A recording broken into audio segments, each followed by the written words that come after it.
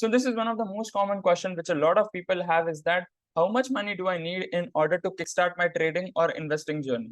So the answer to this question is as simple as that, because for some people, 5,000 can also be a very big amount. And for some people, 500 crores can also be a very small amount. So at this point of time, ideally what we can do is the funds which are not required for us for next 6 months to 1 year, we can take that particular amount and start trading with very small capital. Even if it's 500, 1,000 rupees, we can kickstart our trading journey. And as and when we are building more confidence and competence and conviction into our tools, systems, and strategies, while backtesting and implementation of it, by the time being, we can start increasing our trading capital as well. Because if we have the trading capital which is not required for upcoming 6 months to 1 year, we don't have that stress or anxiety that I have to do and I have to pay my bills and so on. So this is the ideal trading capital which anybody can use in order to kickstart their trading or investing journey.